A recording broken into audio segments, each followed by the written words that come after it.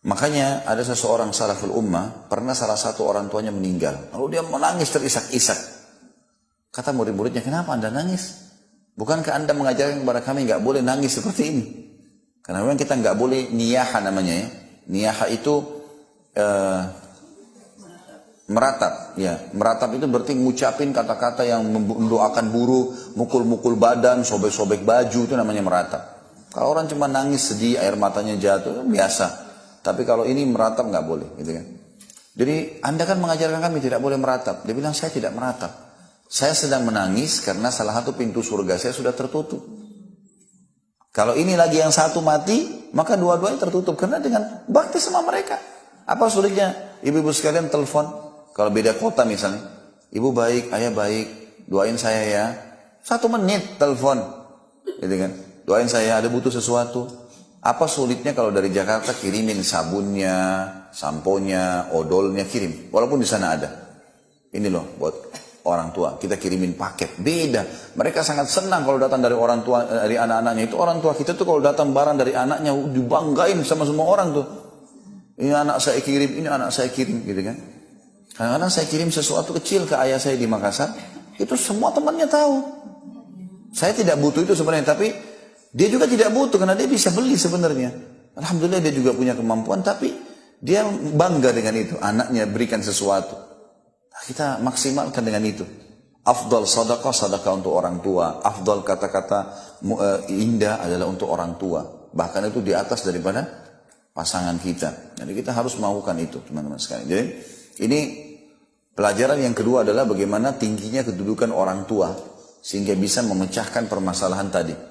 Bayangkan kalau setiap hari kita siapkan minumnya, setiap hari kita siapkan makannya dengan pengorbanan yang besar. Setiap hari kita mengurus mereka. Berarti kita punya banyak bobot amal soleh yang bisa kita jadikan perantara dengan Allah. Pelajaran yang ketiga tentang masalah, maaf, ada juga hadis yang saya takut lupa ya. Ada hadis Bukhari, pernah ada seorang anak muda datang kepada Nabi SAW, lalu dia mau ikut jihad. Umurnya masih di bawah 20 tahun, anak laki-laki ini. Dia mau, ya Rasulullah saya mau ikut jihad. Kata Nabi SAW, kedua orang tua masih hidup? Dia bilang iya. Pulang dan pada keduanya lah kau berjihad. Suruh urus orang tuanya. Padahal perang bisa mati syahid. Suruh urus orang tuanya. Ya saking besarnya peran orang tua yang harus kita bakti. Banyak orang ibu-ibu sekalian ini, orang tuanya mungkin karena dia sebenarnya tidak sibuk, bukan sibuk, menyibukkan diri saja, gitu kan. Lalu kemudian tidak telepon ke orang tuanya. Nanti kalau ada darurat baru telepon.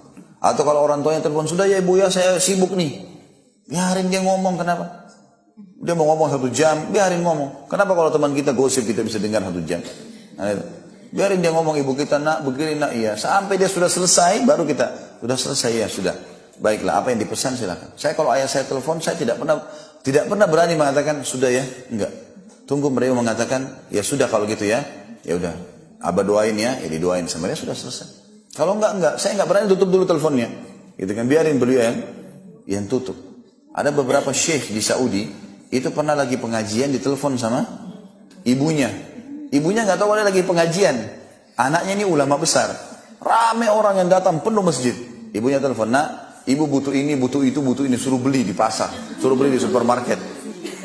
Karena memang biasa syekh ini yang bawain kejunya, madunya, roti segala. Dia nggak tahu orang lagi pengajian. Nak, ibu lagi butuh ini, butuh ini. Baik ibu, insya Allah saya siapin. Ada lagi yang ibu? Nggak ada. Sudah ya nak? Ya, assalamualaikum, tutup. Sudah itu. Dia nggak bilang, bu maaf saya lagi pengajian, jangan ganggu, nggak. Jemaah, ibu saya butuh saya. Pengajian kita tutup. Assalamualaikum. Pergi. Supermarket beli ibunya. Lihat bagaimana mereka gitu kan. Ada seorang syekh di Jeddah begitu. Dia lagi isi pengajian ini, ayahnya telepon. Nah, sudah assalamualaikum. Ayah pengen undang teman-temannya ayah nih makan. Butuh 5 ekor kambing. Baik ayah, ada yang lain? Enggak ada. Pokoknya itu butuh secepatnya ya. Baik, ditutup sama dia tutup. Lagi pengajian. Maaf jemaah, ayah saya butuh kambing. Saya harus beliin kambing ya. Dia tutup pengajian, assalamualaikum. Apa yang dia buat? Kalau kita mungkin ya, mungkin. Saya pun sempat terpikir sebelumnya. Kalau ayah saya telepon, ya udah saya transfer uang, gitu kan? Misal, karena dia mau ajak teman-temannya makan, ayahnya nggak suruh perbuatan dia yang dia lakukan ya. Ini nanti akan dia buat satu perbuatan yang luar biasa. Cuma bilang saya butuh kambing. Mungkin kalau kita simple, sekarang kan ada bank bisa transfer, Baik ayah saya transfer, ya ayah beli sendiri ya, pilih aja, bisa kita bilang gitu kan. Enggak, orang ini enggak. Dia berhenti pengajian, dia sewa mobil pick up, dia beli kambing di Jeddah, dia bawa ke Qasim, mungkin 1000 kilometer, bawa dia setir sendiri, sampai depan ayahnya. Kasih salaman, ayah ini pesanan kambingnya, saya mau balik. Begitu mereka bakti sama orang tuanya, bayang. Ini. Kita kadang-kadang titip sama pembantu, kasih ibu saya ya, kasih ayah saya. Datang, bawa ke dia, suapin, mau saya suapin, kasih, kebanggaan. Itu semua ada pahalanya, besar sekali. Dan banyak contoh-contoh berhubungan dengan masalah ini. Jadi jangan sia-siakan, apalagi kalau masih hidup, luar biasa itu. Jaga itu. Ya. Itu luar biasa.